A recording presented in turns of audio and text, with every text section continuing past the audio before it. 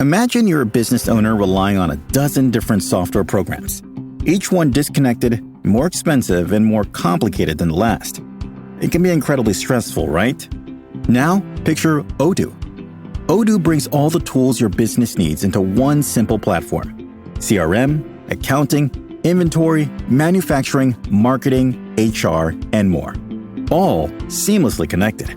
Everything works together, giving you the peace of mind that your business is running smoothly from every angle. Odoo's open source applications are user-friendly and designed to scale with your business, saving you time and money. Say goodbye to juggling multiple platforms and hello to efficient, integrated management. Stop wasting resources on complicated systems and make the switch to Odoo today. Visit odoo.com, ODOO.com, and discover how Odoo can simplify and streamline your business operations. Odoo, modern management made simple.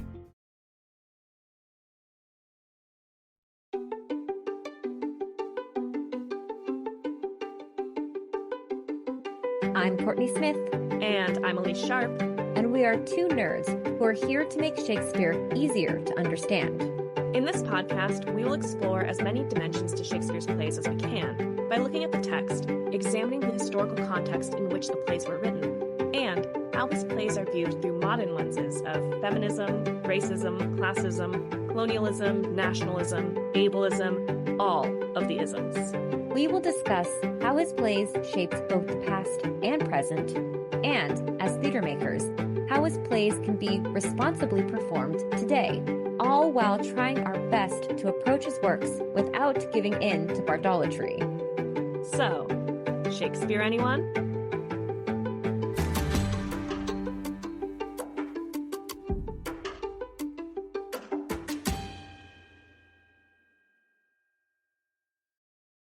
Hi, listeners. Want to support Shakespeare Anyone? Visit shakespeareanyone.com/support or check out the links in our episode description.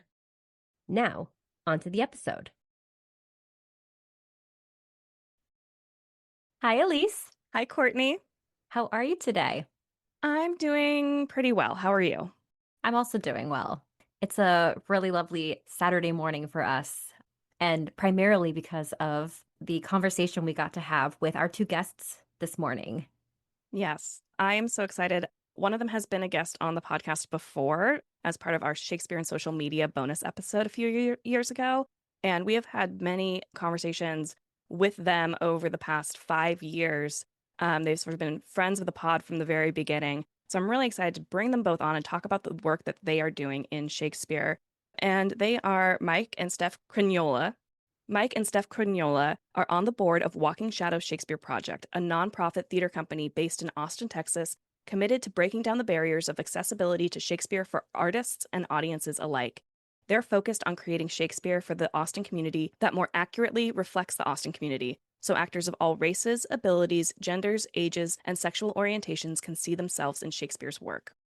I'm so excited today to talk to them more about the different ways they are working to make Shakespeare more accessible in their practices and for their community. Yeah, it's a conversation that happens in a lot of spaces. There's so much discourse, accessibility, diversity, representation. Yeah, it's something that we talk about a lot of, like, accessibility is a buzzword and like, what does that really mean to us? It's making it easier to understand. And I am so excited to have them share how they take that buzzword and really put it into action. Mm-hmm. Yeah, same. I'm so honored to have them as friends of the podcast. Me too. Enjoy the conversation. Hi, Steph. Hi, Mike. Hello. We are so excited to have you on the show today. I feel like since like day one, we connected very early on in the life of this podcast. So it feels like we've known you forever. Yes. So it's very exciting to have you on for an episode. Welcome. Thank you. How are you both doing today? Doing all right. We are getting ready to go on vacation, which feels like, I think for especially working full time and running the nonprofit other full time, we have been needing this break of not doing anything for a little while. So Yeah. I'm ready. Yeah, same. Cannot wait. Feeling really good though in general right now. Looking past vacation already though. So like I gotta stop that. Stop thinking about all the stuff we gotta do as soon as we come back from the beach. All right, well, let's dive in with our first question that we ask all of our guests. What was your first experience with Shakespeare? Oh, Steph's story is so good. Can I go first? Yes. Thank you. So I got to play Tybalt in the fourth grade production of Romeo and Juliet, and I was like, oh, this is actually cool. It's not just like a roughs and cuffs situation. This guy has a sword. What? And so, yeah, fell in love immediately from then. Bad Boys of Shakespeare, holler. Like, Was that a school? Like that was a school sponsored fourth grade yeah, production? That's yeah. cool. My fourth grade teacher wrote plays also. And so he wrote a play called Looking for Mr. Doll, all about Roald Dahl. Huh. And he like did the Shakespeare show as a way to convince the school to let him stage his original script. Uh, That's so fun. And my question is like, what was the like, did you actually get to use like not real swords, obviously, as a fourth grader, that would be lunacy. But like, what was the weapon of choice for this production for you? I'm always interested. Plastic. Plastic? Yeah, it was little plastic swords, like little plastic rapiers. Honestly, I would not hand a fourth grader anything that could poke someone's eye No. out, but maybe aging myself a little bit, things were different in, like, The 90s. yeah, that's Yeah. what we'll say. Our elementary school did not have a cool program like that. So when my older sister was in fourth grade, she convinced her teacher to let her do a abridged version of The Tempest where she directed and starred as Prospero. And she got her whole like class involved in it. And I was in second grade and I went to see it. And I just remember my sister like walking around in this cape with suns and stars and moons on it. And I was like, oh, that's cool. That has to be peak cool. And so that's when I was like, well, obviously my fourth grade sister is the coolest person in the whole world. So Shakespeare also must be the coolest thing in the whole world. And she quickly abandoned that life, and I never did. You just carried on the torch. Yeah, got passed down. Mhm. And then I never passed it off. Did you do Shakespeare in high school? I did. So I was a competitive figure skater growing up. So I did nothing outside of high school until college is when I started doing theater. And I remember like I was invested in Shakespeare in high school because I got it. I was like, oh, like I understand it. This makes me different than all of the people who are like, this is stupid and I'm confused. So my like, 14-year-old superiority complex really like loved that. And we had the like normal assignments of like memorizing speeches, and I was all about that. And it wasn't until college that I actually got into doing Shakespeare, but I was into it in high school, I guess. Yeah, and I holler at playing more ding dongs. I was Demetrius in our high school midsummer, and so yeah, more of them guys with problems. The bad boys of William Shakespeare. Yeah. Yeah. Okay, so nowadays you produce Shakespeare through Walking Shadow Shakespeare Project. Can you tell us a little bit more about Walking Shadow Shakespeare Project and what it is you do? Yeah, so I was living in basically the middle of nowhere in Massachusetts, like border of Massachusetts and Rhode Island, too far from Boston, too far from Providence, too far from Worcester. Like there was nothing really in our area, and I was working out of a community theater that did mostly musicals, and I was like, someone should really do Shakespeare in this area, but not like these 4 or 5 other Shakespeare companies in the area because they're doing it boring. And so I guess I could say more traditional. You could. I could. So I was like, well, if nobody else is going to do it the way this is a problem of my whole life. Like if no one else is going to do it the way I want to do it, what if I just did it? So I did. I started Walking Shadow out of that community theater. We were really lucky for a long time to have space and actors That's part of why so much of our Shakespeare centers around music is because we had a bunch of musical theater nerds who I like convinced through like some sort of sorcery to think Shakespeare was cool. I was like, I'll let you sing. How about that? We'll sing between every scene. And so that's where it got started. And after that is when I did my master's on adapting Shakespeare for the 21st century student and audience, looking specifically in race, gender, and violence and like modern film adaptations. And I took a lot of that back with me to grow Walking Shadow into more of what it is today.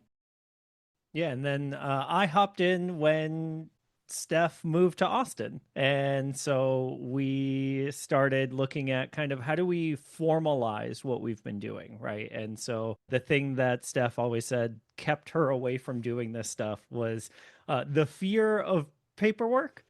And so I volunteered to learn how to set up a 501c3 and become a treasurer and like help manage that like boring part of the business. Nothing says bad boys like treasurers. And so like that's kind of where I ended up, I think, like filling the niche of like I believe so fully in Steph's vision and Steph's ideas that like I'll do anything I can to like have our impact be bigger than it has been. Yeah, honestly, huge MVP status because we just would have continued on doing like one rehearsal show a year and nothing else because I wasn't going to fill out the form. Yeah, and so because it's expensive to put on theater, right? We have relied really heavily on the grants that we were able to apply for and get by being a nonprofit company, which kind of matches our mission anyway. Can you tell us a little bit more about that mission? Yeah, I actually have it pulled up on the website right now. The mission of Walking Shadow Shakespeare Project is to unite classical texts with a contemporary community through innovative and accessible productions, social events, and educational opportunities. And so that's kind of the big vision, right? And what we're really trying to do is dismantle barriers like time, money, and education that our community faces for Shakespeare accessibility, right? As an actor and as an audience. We've kind of expanded that beyond just acting and audience as well to our production staff. We have given a bunch of our actors the ability to like participate in directorship for the first time this year by doing a collaboratively directed version of Hamlet where all 11 people in the show, so that was an 8-actor cast, 2 understudies, and a project manager / stage manager who like all had equal voicing in the directorship of the show. And so everybody got to experience a part of that without having to take on the mantle of the whole thing by themselves. So kind of like a community-centered, collaboratively built show. Very cool. I want to keep digging into this topic of making Shakespeare accessible because you've mentioned it's not just the language and making the language accessible. It's also about time and what your community needs to actually be able to engage, as well as access to opportunities like you just detailed with the shared directorship. Can you share a little bit more about how you specifically address the accessibility of time and like all the other ways that you address what accessibility for Shakespeare means for you and Walking Shadow? Yeah, so a lot of folks just don't have schedules that allow for full rehearsal processes, but still want to be part of theater. A lot of people who work service industry jobs can't do a Monday, Tuesday, Thursday, 7 to 10 p.m. rehearsal schedule for 3 months leading up to a show because they have to work and then they can't take off Thursday, Friday, Saturday nights for the month of the run or whatever it is. But that doesn't mean that they shouldn't have the opportunity to be part of a show. And one of the things that when we started our one rehearsal production, it really was a matter of I wasn't living in Rhode Island anymore. And our park where we used to do our spring show called us. They were like, "Do you want Memorial Day again?" And I was like, "Yeah, I do." And so I called all my friends and I was like, "Hey, do you want to memorize your lines and then do a play after one rehearsal? I'll fly in, I guess." And we did, and it worked. And for me, the important thing was not to create an environment that was just one rehearsal, but was unrehearsed. if that makes Mhm. sense. Like I wanted it to be a production that people were proud of in any like, oh, we could have rehearsed that for 3 months. Like maybe some lines weren't right, but like who really cares? No one in the audience has a script with them. And if they do, they're big nerds and they Yeah. need to leave the theater. Right, right. Yeah, let's shame the audience. Well, it's also part of why we do like the really weird shows. Henry VI Part 1 we did Troilus and Cressida, Cymbeline. Like no one knows. No one knows what's happening. And so I wanted them to be fully costumed. I wanted them to have music and choreography or like moments that felt directed. I didn't want them to feel just like a bunch of people up there fumbling around with books in hand, which is a fun event, but wasn't what I was trying to build. I wanted an opportunity for people to just come in one day after doing the work in whatever time they have for their own schedule. If they're working nights, maybe they learn their lines during the day or on weekends or whatever it is. And then they can still be part of something that the audience could show up to and think it was a month-long run. I'd love to hear more about, because I can imagine hearing about a one rehearsal Shakespeare production that feels, with the intention of the audience experiencing it, like they are seeing something that has had a lengthier production process and a lengthier run. I can imagine, like, if I was hearing about this for the first time, and certainly when I heard about this for the first time, I was like, what do you mean you do that? So can you tell us a little bit more about how logistically the origin story came out of sort of like necessity, like, okay, yeah, we're just going to do it. And then how have you made it more of a formal process and what does that look like? Yeah, we don't want to give away the whole secret sauce, right? Sure, yeah. But it's certainly a like normal response. Our first show of this structure, someone came out to review it and was like, I couldn't wait to see this train wreck. And then you put on a good show.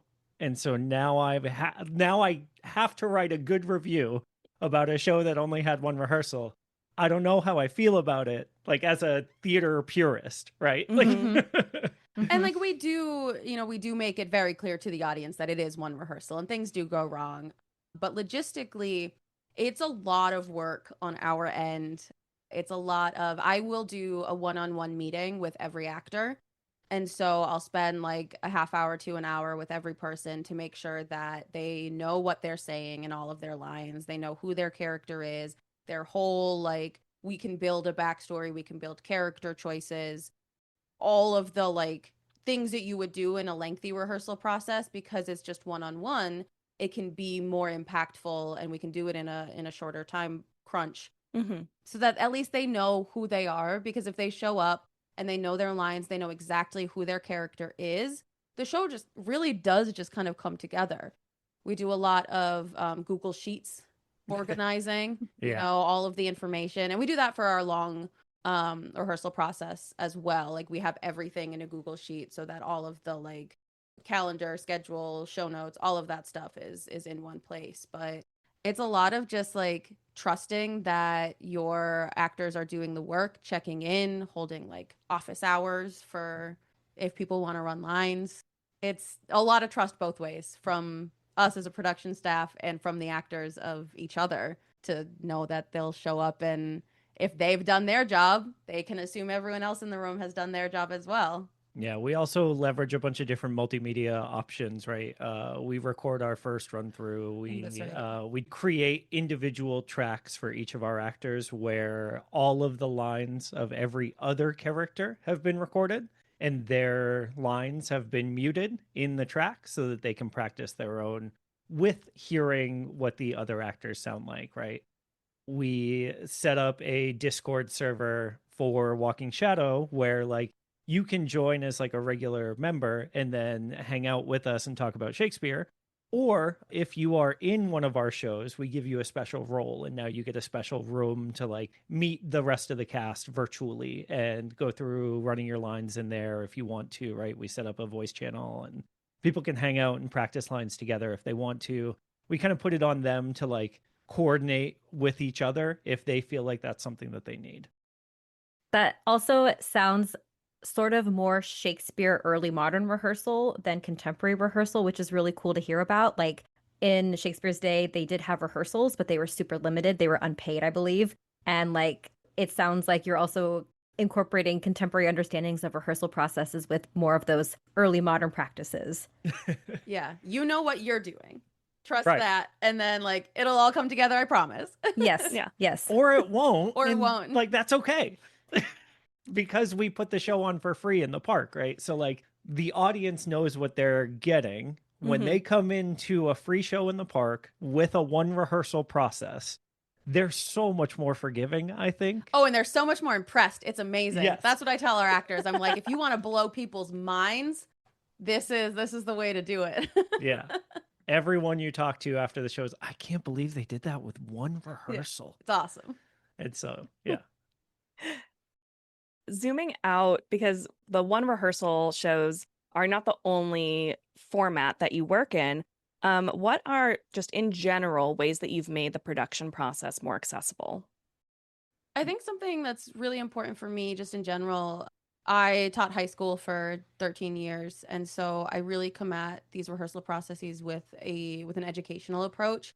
And so often people want to see Shakespeare on your resume if you're auditioning for Shakespeare, and I simply don't care.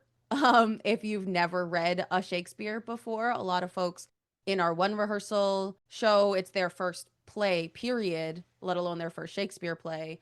And a lot of people in our like long runs as well, it's their first time approaching Shakespeare. And I think that that's cool because folks who've done modern theater, or Austin has a lot of people who are into film. People are approaching with their own unique process and their own way to approach a script. And I can be there to help with the words or the vocab or the syntax if that's something that they're struggling with. But I don't think that we should discount actors for not having done Shakespeare before, because it's that like classic, like, how do I get a job if I don't have anything on my resume? But like, how do I get something on my resume if I can't get a job? Classic catch-22. And we really strive to like eliminate that. If you can act, if you want to act, if you want to be part of something and you're going to work hard and be open to learning and growing through the process, yeah, heck yeah. Something that I think maybe goes underappreciated is what roles tend to be available in traditional Shakespeare companies for actors that don't maybe look like me, a cis white guy with a beard. There are so many actors who don't fit this type that need the same like resume hits on them, right? Like everybody needs to, in air quotes, have Shakespeare on their resume. A lot of those folks don't get chances with companies that stick to more rigid casting practices. And so I think that's something that we are super proud of, is the fact that, anyone can play any character, and let's make sure that you're comfortable doing that. So if you need to or want to change the pronouns of your character, let's talk about that, right? Our Claudius in Hamlet was played by a cis woman who wanted to play Claudius as a cis woman. And so we changed all of her pronouns to she, her, and kept the title king because that's a job. That's not a gendered term. It is a position in the court, and she held it. And Which so was such a cool conversation to get to have, like to get to go into that, like what does it mean to be a king or a queen, like really digging into building the character that way. It was a cool exploration in and of itself, just from a nerdy little. Yeah, and then like because we dove into it real deep thanks to y'all, where like king was a like an elected title in Denmark, right? Things that we learned. Yeah, And shout out Shakespeare Anyone podcast for the entire Hamlet series, because I like in our little Google sheet, I was like, everyone listen to these, please. And so like if we've built this fantastical world already, and why couldn't a woman run for that job and be elected, right? And so that was kind of our textual and historical justification for doing what we want to do anyway. Otherwise, we just would have done it. But it's just, as you mentioned, that like script editing, that's really a lot of what my master's was in, was early modern text editing. And I have taken that and then like probably brought shame on everyone who taught me anything, because I'm like really, really going for it now. text. There's so much, and I know y'all talk about it all the time. Like, there's so much in Shakespeare, for as progressive as he may have been for a white man in the 16th century, he was still a white man in the 16th century. And there's so much language that is harmful actively to members of our community. And if we want to be a place where all members of our community feel not just like welcome, but like empowered to be part of this world, like it's important that we're taking care to eliminate that language. Or a highlight, like someone using that language is a bad guy.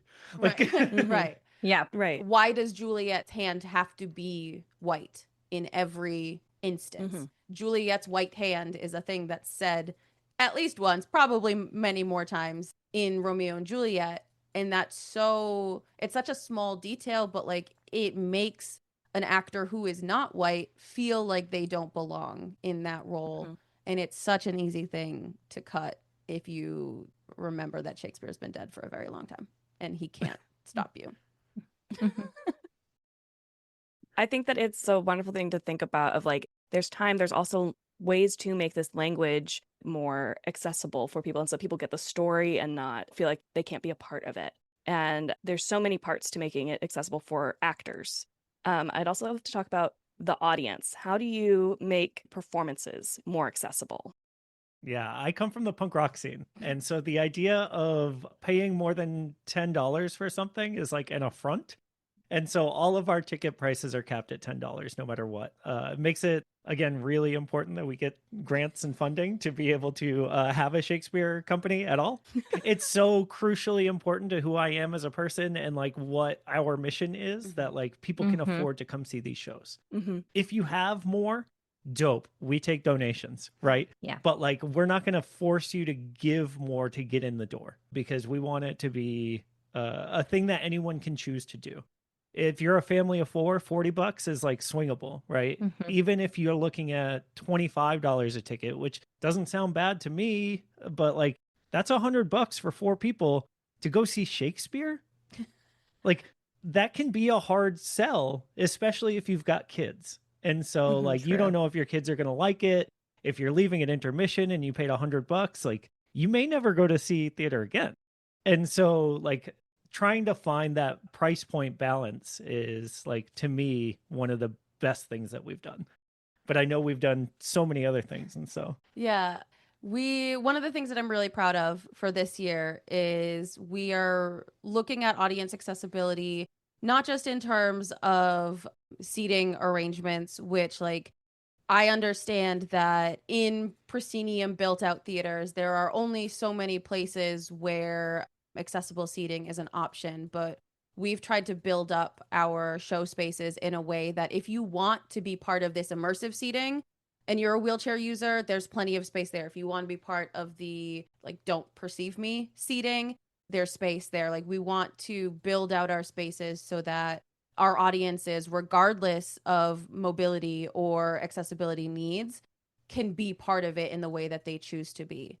And also, we have little branded fidget cubes, which are one of my favorite things. They're just free at front of house. We've got a bunch of them out, and having something just to like fidget, a 2-hour show can be really hard for someone. Even, a 45-minute half can be really hard for someone who has ADHD or who has a sensory condition that like the overload of stimulus can be really off-putting and unsettling and harmful. And so just having something that like we're showing them that it's okay to make a little noise. It's okay to like consume this art in the way that makes you feel comfortable.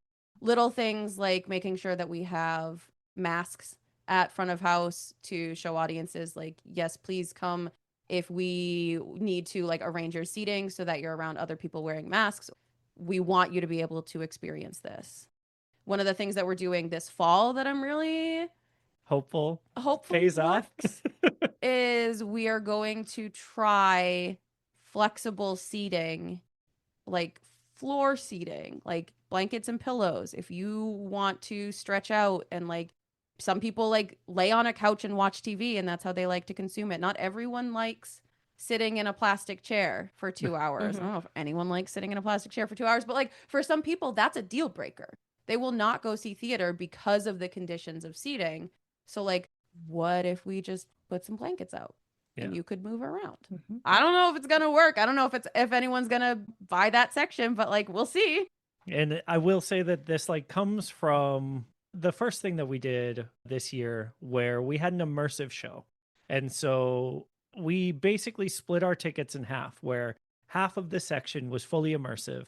And then the other half was like standard theater seating, where like, don't look at me, don't interact with me, just perform the show. For me. Yeah, act for me, not with me or at me. Yeah. And so like we set up that structure. We were calling it do not perceive for a while. And what we learned was that like our actors took that very literally, and like no one was looking even at the like the standard theater audience. So blinders on. yeah, so like after week 1 we were like, oh, we need to rename that section to be like standard theater, right? It's okay to look at them. Yeah. Just don't touch them. Yeah. Like But even in our like immersive, like our biggest goal is to like make people comfortable in the way that they want to engage with theater. So in our immersive section, we had coasters, and the green coaster said, to quote Hamlet, whatever, yes. And the red coaster said, to quote Hamlet, whatever, no, because I've seen those posters.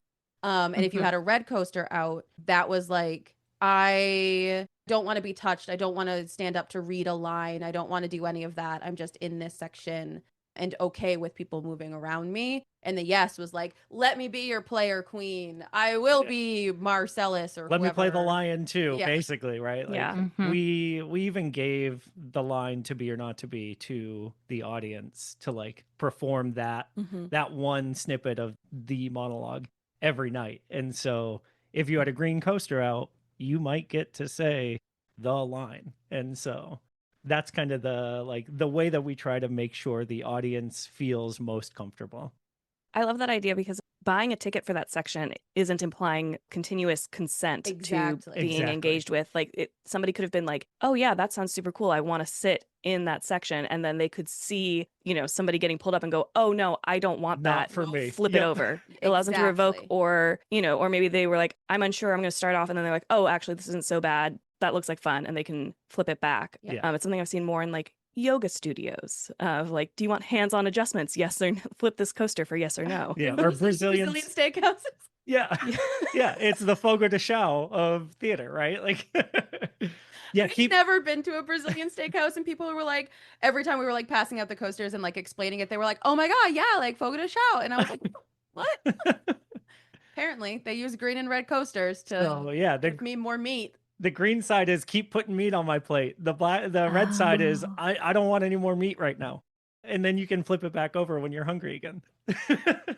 Amazing. So thank you, Fogo.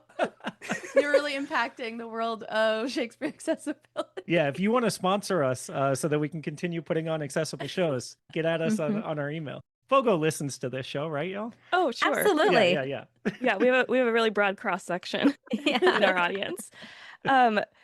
This is sort of, I guess, ties into that. Have there been any surprises you've found in making Shakespeare accessible beyond the overlap between Brazilian steakhouses and producing immersive theater? A little less surprising than that, but we have ASL interpreters for our shows, and I think the biggest surprise with that is that there's a team here in Austin, huge Shakespeare nerds. They're incredible. They are just they were like, we will do every show for you for the rest of however long you're doing shows, because they understand the character and the dialogue. Like, it's just so, I didn't realize how powerful it would be to have interpreters who were really invested in the material. But we've also had open captioners. So we had for Hamlet, Spanish and English open captioning, and people used it even if they're not deaf or hard of hearing.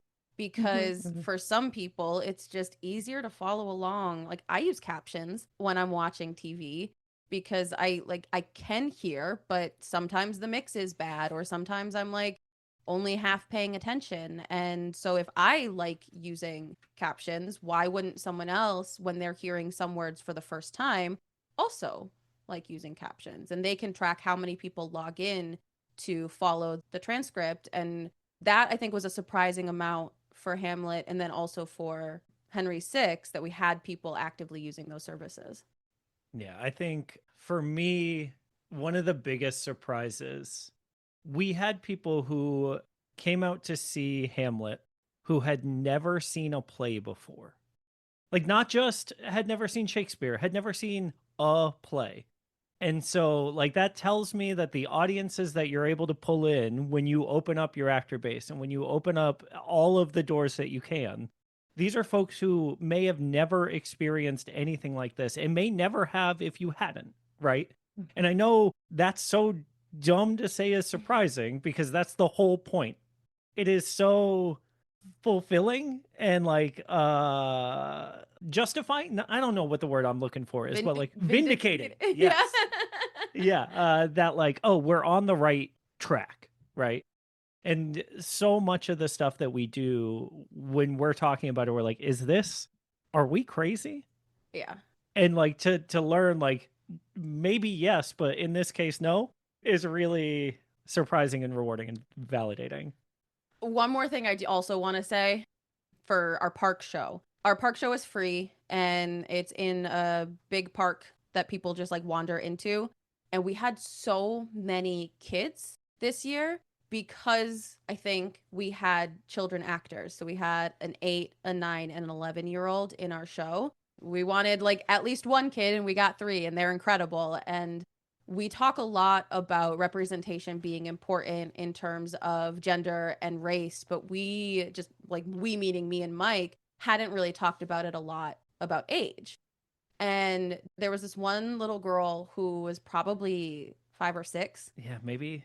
At the front of the stage, sitting next to our young King Henry, who like sat and watched the whole show. And she was so invested. We pulled a Margaret monologue from part 2 for the very end to close out the play. And one of her lines is, "Which of you trembles not that looks on me?" And this little girl shot her hand up in the air so fast. "I'm not afraid of you." It She was like, understood exactly what our Margaret was saying. And it was an hour and a half into the play, right? Like it was the very line. Yeah. Yeah. So like she's hooked in the whole time, and we've built, even in a regular show, we've built a space where people feel like they can be part of it. Be part of that. Shoot her hand up. And like, I mean, all props to Lindsay Polinsky, who is our Margaret, who did not just start laughing hysterically. Yeah. She just delivered the last like 2 lines directly to this kid. It was so, oh my God. But like something like that, I would have expected maybe this tiny little child to be excited about the colors and the action and the movement, but she was so locked in on the language. Yeah, it was so special and so cool. And like I expected her, like, because we saw them at the beginning, right? I expected all of these kids to be gone by 9 o'clock. Yeah. At the latest, right? And here it is, 9:30, 9:40, and she's like not just locked in, but like interacting directly with the show. So sick. Yeah, I love that. Courtney and I met doing theater for children, and like outside of Shakespeare, a lot of my life is centered around theater for young audiences. Yeah. And my husband, who's a playwright for young audiences, says they're basically groundlings. They're the closest we could get to Shakespeare's groundlings. They don't have the expectation of like Sit you and come watch. sit Yeah. watch. My husband will say they also have no financial stake in what's happening. They did not pay at all. So they're going to be the most genuine audience members if they do not believe that something is genuine. If they think that you are not playing something truthfully, they will call you out. And on the opposite end, if they are truly invested, if they believe everything that's going on and they can understand it, they are so invested. And as you were speaking about this little kid, I was thinking about both of your stories, starting with Shakespeare at such young ages and seeing something, thinking, this is so cool and I get it. And how cool to be that. You're potentially creating that for this child. Yeah, our young King Henry, he's 8, and his mom told us, because there's a Shakespeare company down here that does like teen Shakespeare, and all the 3 little boys who were in Henry VI got together to go see it together. And his mom was saying that he's trying to get his friends together this summer to like direct his own, and he's going into 4th grade. So I was like, it was such a full circle moment of like, this is when we got invested, and yeah, it's beautiful. Yeah. So Steph, you can't say that you didn't pass down the torch. Like Right. you were your sisters Prospero passing it down to these kids. So And on that note, I think that's a great moment to just say thank you both so much for joining us to come and talk about accessibility and making Shakespeare more accessible as theater practitioners and the work that you're doing with Walking Shadow Shakespeare Project. If our listeners are interested in finding out more about the work that you're doing, where can they find you? Yeah, they can find us at walkingshadowshakespeare.com. We have a mailing list there. We also, I know I mentioned it briefly, we take donations. We also are on Instagram at WS Shakes. Those are probably the two best spots. And they should also check out Protest Too Much, the podcast that Steph started forever ago, and like y'all have both been on, and yeah, it's just a good time. I think it captures our feeling toward the bard in a like perfectly consumable way. Protest Too Much is such a fun podcast, having been on it, and it makes such interesting conversations about Shakespeare and Shakespeare characters in fun and approachable ways. Thank you. So people Yeah. should check it out. yeah, I think it really speaks to the fact that people say Shakespeare is for all, and a lot of institutions don't really take the risks to make Shakespeare for all. And the work that the two of you do is really taking risks to actually see what does create Shakespeare for all in a growing, changing world that wants to connect to Shakespeare, but just maybe feels like it's gatekept from it. Shakespeare for all is really, I think, what the two of you are really aiming for in your work and succeeding in. Thank you. There's so much work to do, and so much more. I think like we can all keep learning. And so it's just a cool journey to be committed to being on. But it is fun. And so if you are thinking about making Shakespeare like accessible in your community, you should definitely do it. It's sick and Yes. it's so rewarding, and like he's dead. Do whatever you want with it. Thank you for listening.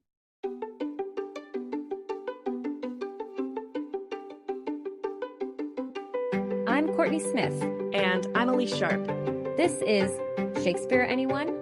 Thank you so much for listening to Shakespeare Anyone.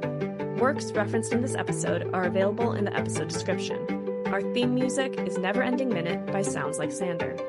If you would like to support us, visit shakespeareanyone.com/support or check out the links in our episode description. You can also hit the subscribe button, like us, leave a comment, write a review, share us on social media, tell a friend about us, all the things. We'd appreciate it. For more, you can visit our website, shakespeareanyone.com, or follow us on Instagram at shakespeareanyonepod. Now, because you listened all the way to the end of the credits, here is a completely random Shakespeare quote for you.